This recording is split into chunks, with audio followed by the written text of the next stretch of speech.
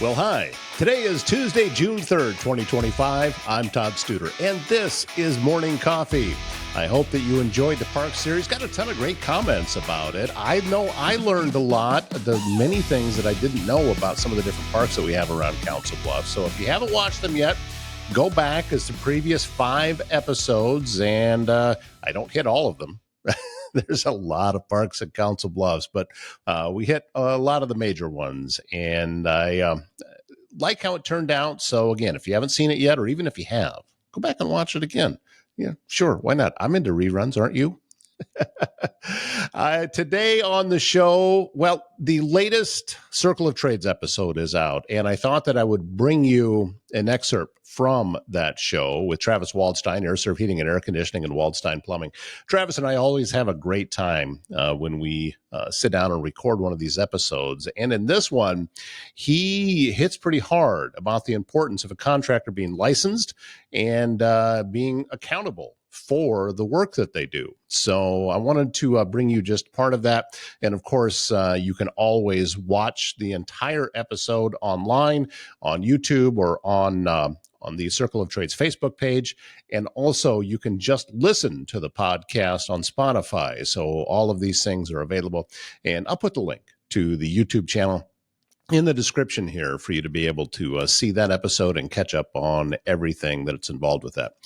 I also wanted to tell you a story today because last week at the Council Bluffs Business Connection, one of the things that we do every week is it's kind of like a team building or a relationship building, and we encourage each other with growing our business. And it was asked, actually, Jackie Dirks asked everyone about an important lesson that we learned in our life, and I thought that I would share it here because it was actually that important to me.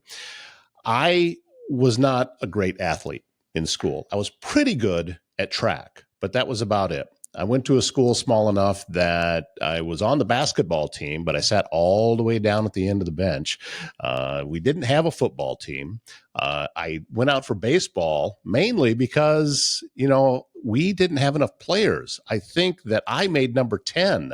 So another player and I would rotate. One game he would DH, the other game I would, and then we swapped out in right field. That was kind of how we did it. I had one hit my entire freshman year playing baseball, just one. So, and I'm pretty proud of that hit. I made pretty good contact with it. But anyway, I thought I wanted to share a story that happened in a track meet. When I went out for track as a freshman in high school, and by the way, Coach Schoberlin, who passed away several years ago, was very, very instrumental in my life. But he placed me in the mile. And I, as a freshman in high school and not paying any attention to what was going on, I didn't even know people ran that far. And so I had 2 800s that I had to run and the mile that I had to run as a freshman. I was 14 years old and I was just scared out of my mind. So found out that I was actually pretty good at it. And I also found out that the mile gives you an awful lot of time to think about, why am I out here running a mile? But I ended up finishing second in the very first meet that I ran in. And the second meet that I went to, this meet was in West Bend, Iowa, by the way. And at the time, West Bend still had a concrete track, believe it or not. So we are in very high bank back on the third turn. But it was a crazy windy day. I mean, 30, 40 mile an hour winds and just steady, not gusty, but just steady winds. And we took off, and I got the lead immediately and then slowed way down because I wanted nothing to do with running in the lead. As a matter of fact, I think that first quarter we ran about an 80-second first quarter. And for folks in track, you know what that means. That's slow, really slow. And as we crossed the line to start the second lap, there was another runner who took off. And he said, I've had enough of this. And I followed in behind him. And I just kind of stayed in right behind him the entire time. And then we get to the last lap and we're on the backstretch running with the wind at this point. So it almost feels like there's no wind at all because I'm running with it. Can even feel it still blowing at my back. and I pass him. I just stretch out my stride and I pass him, and I'm into the lead, and things are looking really good. Now, I can't see behind me. One of the first lessons that we were taught was don't look behind you, just look ahead and keep running. So when I came around that last corner, that 40-mile-an-hour wind hit me hard, and it about knocked me down. I was tired. I didn't have a lot left in the tank, and I slowed down again. And I was all alone coming up to the finish line where that string was across, and I was going to be the one that break it just in my second meet ever. Then I start hearing the crowd, and the crowd starts to get louder and louder. And I had no clue what that meant. I was a freshman. This was my second meet ever, and I didn't know what it meant. And what it meant was that runner that I'd been going stride for stride with came up and caught me, and I lost that race by a tenth of a second right at the end. I can still picture him crossing the line with his hands up. And that taught me a very, very important lesson. It is that when you're tired and when circumstances aren't ideal, that's where winning and losing is decided. And I never got caught from behind again in any race for the rest of high school. It was a very, very important lesson to me. And that also applies to a lot of areas in my life too, that when I'm tired or I'm not feeling it, that's where success or failure happens in those moments. Doesn't happen when I'm feeling great and everything is clicking along smoothly. So I just wanted to share that story with you, that just don't give up. Regardless of what it is that you're doing, if you're feeling tired, that's the time to bear down and to really pour what you have left into it, because that's where success is made. All right. If you need metal fabrication done right, look no further than Foxco Fabrication in Council Bluffs. From custom welding to large-scale manufacturing, they bring your ideas to life with expert craftsmanship and cutting-edge technology. You can see all of their projects online, whether it be signs, custom-made mugs with a laser etching, maybe some slate coasters, business cards. Just go to foxcofab.com to learn more. GT Motors on Broadway in Council Bluffs has an ever-changing inventory to help you get in a quality used vehicle. They also have motorcycles. They're trucks, large and small SUVs, passenger cars, sports cars.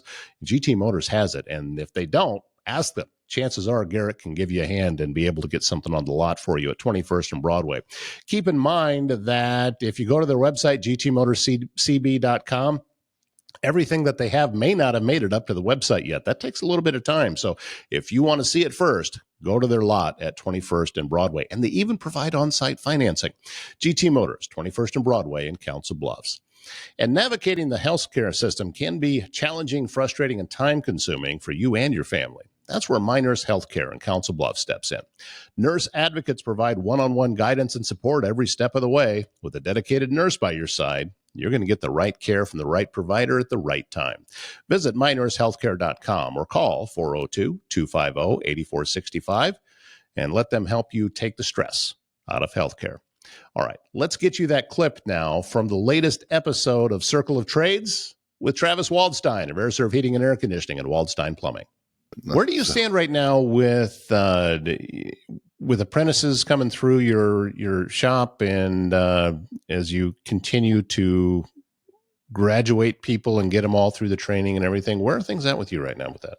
Well, we're currently on the HVAC side. We're working through CU Authority on the HVAC side, and we're also on the plumbing side. We're working with Tom Holm. Tom Holm's been a plumber for years. He's been retired, but he's still running in an apprenticeship program, and we have one of our gals in there right now.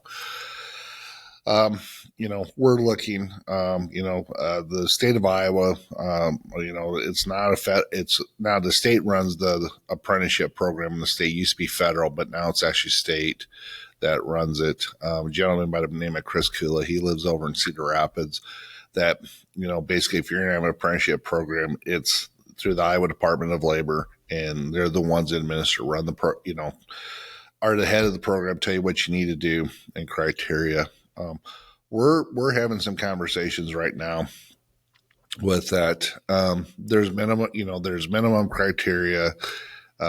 there's a lot of criteria, but I would like to take it next level, if that makes sense.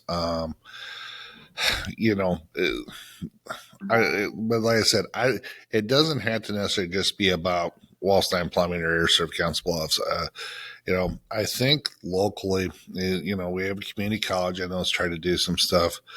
But they've had their challenges, and they would admit they've had their challenges with their program. But it's not because of lack of trying, but sometimes it's teachers, sometimes it's resources, sometimes it's people understanding the process. And it's like anything else, when it's fairly new, it's a problem. So, but we're looking at incorporating, maybe doing something in house. I would love to get get a couple of local contractors that would like to, maybe do something, with, within the program that wants to get involved with it to help train younger people that are working for them as apprentices that are wanting to get the education. I think it's that important. And, but it's something to where they're learning more than just what a screwdriver is and a screw is the first year, where you can actually really talk about the program, the ins and outs, and, put some, what I call true fundamentals into it. We do a lot of that here, but we definitely want to do something for our people. But maybe, if it's the right situation, if the right people want to get a lot, come around it, expand outside of that, and maybe get some collaboration locally. I would love that opportunity to, and it's strictly it's for training, and especially here in Council Bluffs and Southwest Iowa.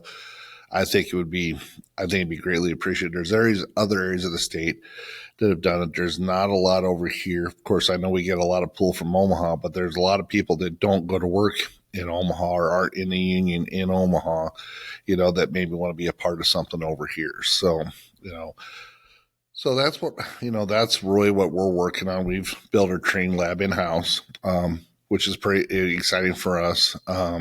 We have our classroom in the room I'm sitting in. We can fit 24 people, and have training in here.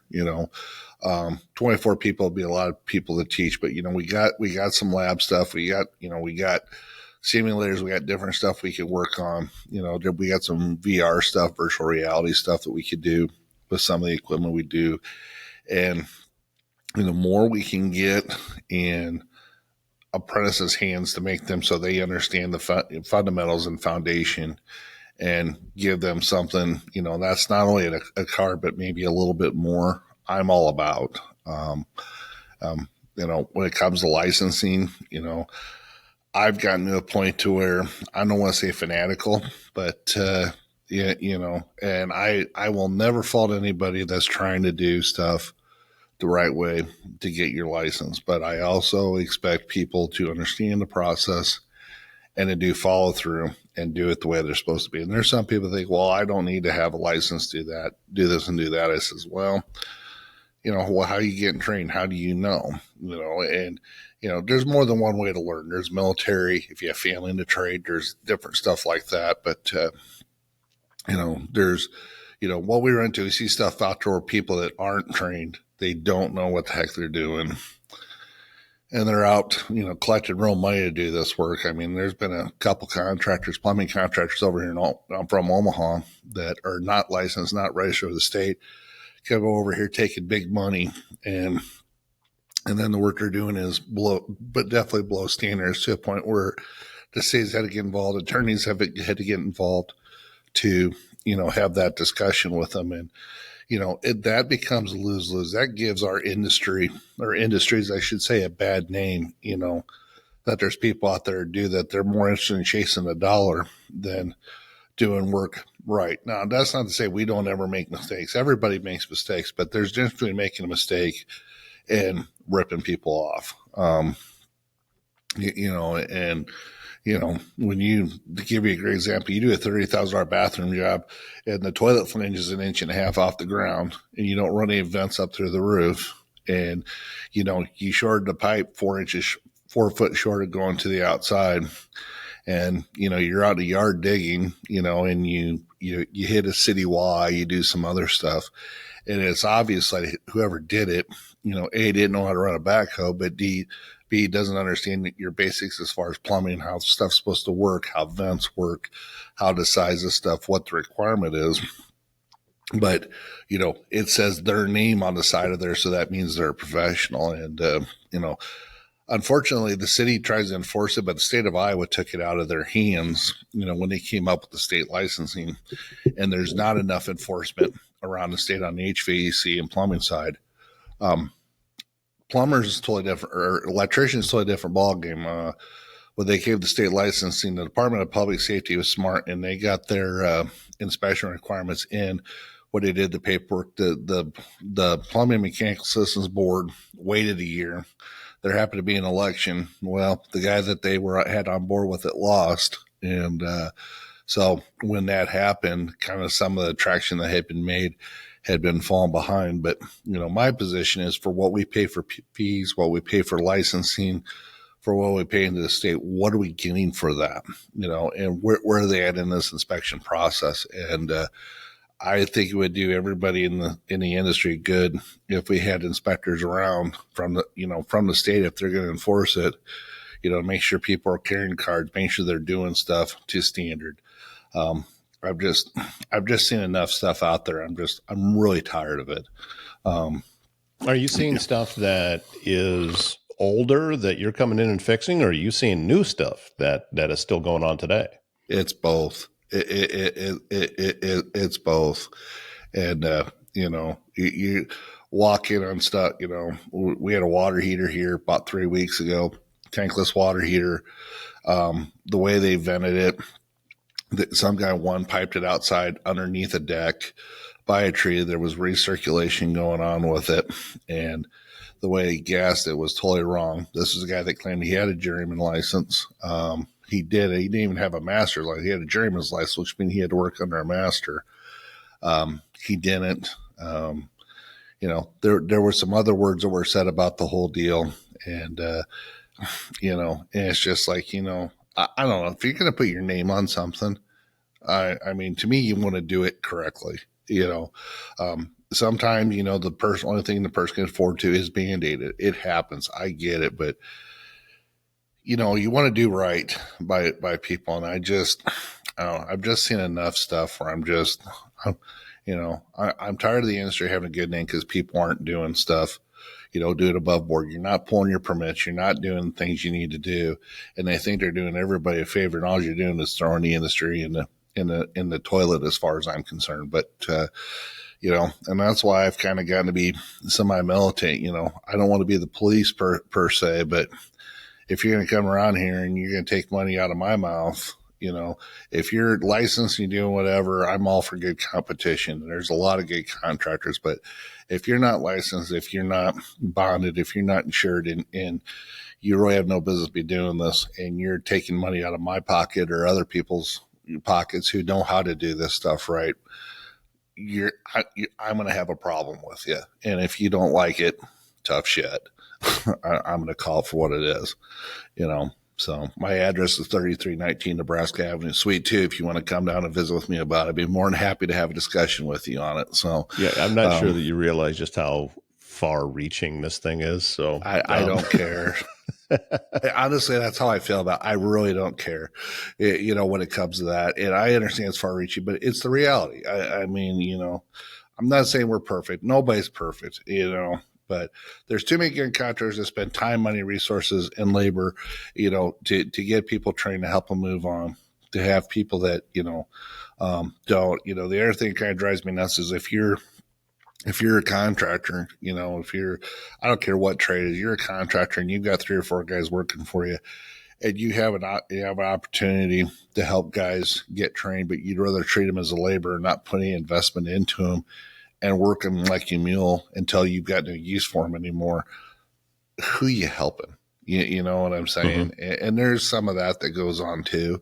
I have a problem with that, but I think part of it is I think sometimes people have a hard time standing up for them and say, hey, I'm worth more than that, so yeah, it sounds terrible, but unfortunately, there's standards in everything we do. They don't just hand everybody a driver's license. They try to let everybody vote, but they don't let everybody vote. There's certain things you have to have a requirement. If you want to own a bar, you have to have a liquor license. You can't have certain things. There's reasons why there are laws and there's stuff in place because somebody was a dumbass at one time and did something stupid. It either killed somebody or cost somebody a ton of money. And there's a reason these things are in place. And you can say it will never happen to you. The reality is you don't know. And until you know, it's a problem. So, well, and I'm not, it could be a manpower issue that, trying to police this kind of thing. How do you, are you spot checking? Make sure that people are, have all the correct licenses and the correct permits and everything. I don't know what the answer is, but you are right that, if the industry is not going to police themselves, then that's when government entities step in. That's how it works. So if you're not taking care of it yourself, you're just inviting that oversight. Well, I will tell you the city of Council Bluffs and actually Pot County does a pretty good job of it if they know what's going on. But since, they take the money for permits and inspections when jobs are done, you have to get registered with the city as a contractor or with the county as a contractor. That's pretty standard.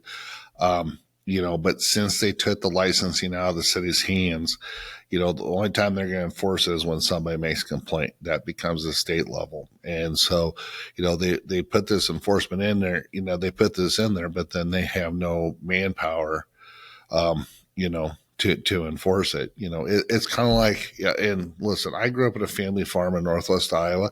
I love farmers, but you know what?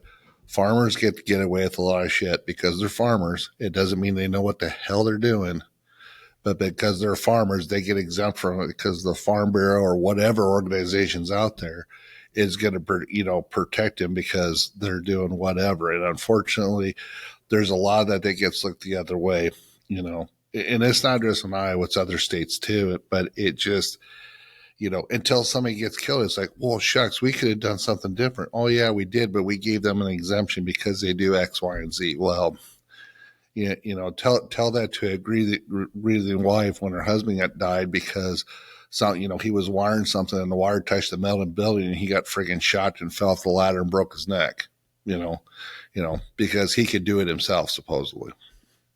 I don't know. It's great till attorneys and judges get involved or people die, but then all of a sudden it's somebody else's fault. So check out the description to the link to Circle of Trades. And if you know someone that's in the trades that would make a great guest, again, you can reach out to me right here, toddstuder@gmail.com, and I can make that happen. We can get him on Circle of Trades and Travis's podcast.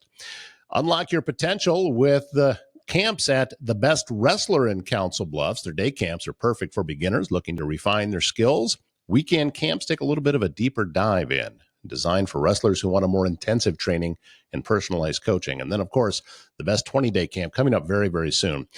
50 practices drawing young athletes from across the country. Go to thebestwrestler.com to learn more.